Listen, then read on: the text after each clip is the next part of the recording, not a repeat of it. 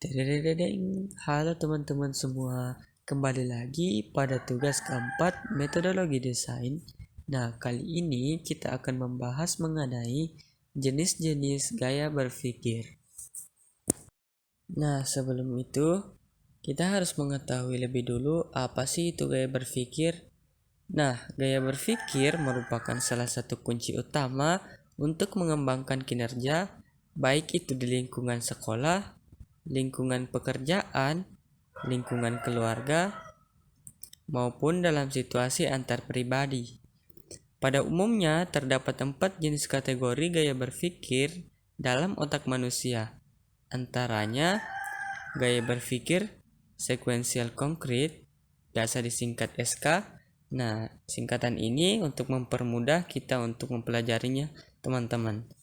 Yang kedua ada gaya berpikir acak konkret, AK, gaya berpikir acak abstrak, AA, dan gaya berpikir sekuensial abstrak, disingkat SA.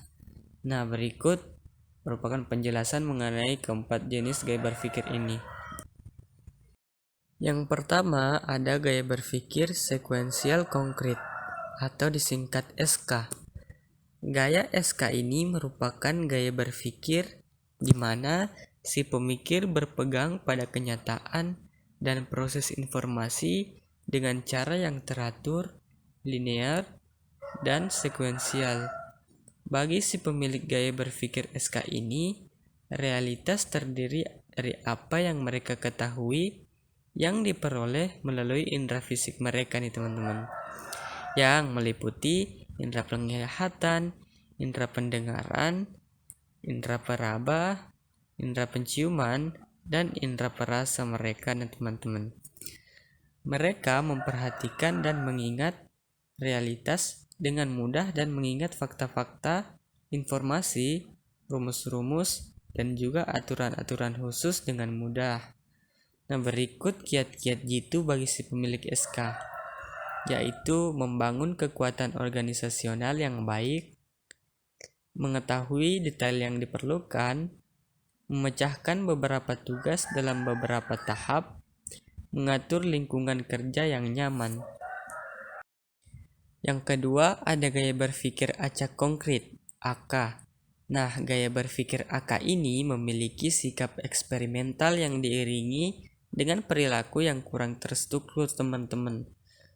Seperti halnya pada gaya berpikir sekuensial konkret, mereka berdasar pada kenyataan.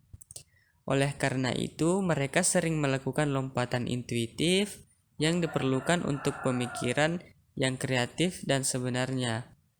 Si pemikir AK ini memiliki dorongan yang kuat untuk menemukan alternatif dan mengerjakan segala sesuatu dengan cara dan keinginan mereka sendiri, teman-teman.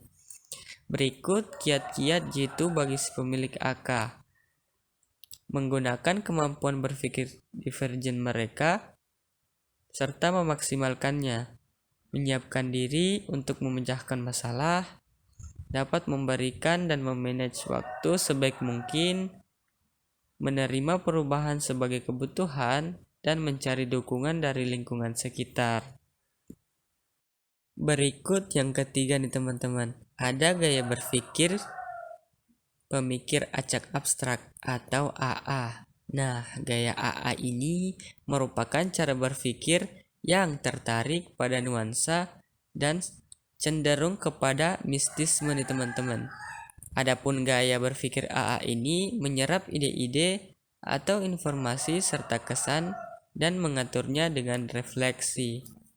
Namun, kadang-kadang hal ini memakan waktu yang lama sehingga orang lain tidak menyangka bahwa orang yang berpikir AA ini mempunyai reaksi ataupun pendapat terhadap sesuatu yang sedang kita perbincangkan nih teman-teman.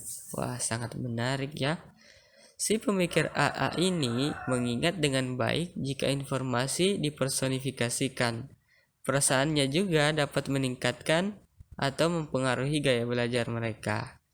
Nah, berikut kiat-kiat jitu bagi si pemikir AA, yaitu menggunakan kemampuan untuk melakukan pekerjaan dengan orang lain.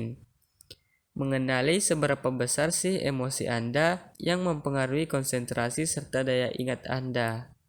Membangun kekuatan untuk belajar dengan asosiasi. Selanjutnya, bekerja dari konsep atau gambar yang besar. Harus waspada terhadap waktu dan cenderung lebih menggunakan bahasa visual nih teman-teman. Yang keempat, sekaligus yang terakhir nih teman-teman. Ada gaya berpikir sekuensial abstrak atau SA.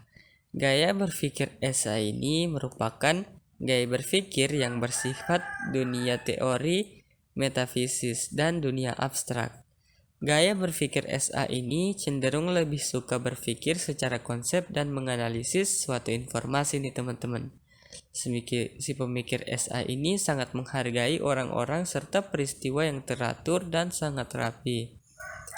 Sangatlah mungkin bagi mereka untuk meneropong hal-hal yang bersifat sangat penting, seperti pada titik-titik kunci dan detail yang sangat penting. Adapun proses dan cara berpikir si pemikir SA ini sangatlah logis, rasional, dan intelektual. Dan biasanya proses atau cara berpikir mereka seringkali di atas cara berpikir orang yang lainnya. Menarik nih teman-teman. Nah, berikut kiat-kiat gitu bagi si pemikir SA, yaitu melatih diri untuk berpikir secara logis dan penuh intelektual, memperbanyak rujukan, mengupayakan keteraturan dalam segala aspek dalam hidup. Sebaiknya lakukan analisis terhadap orang-orang yang berhubungan dengan Anda. Nah, itu tadi materi pembahasan mengenai jenis-jenis gaya berpikir teman-teman. Thanks for watching this video and sampai jumpa di perjumpaan kita selanjutnya. Dadadadadang.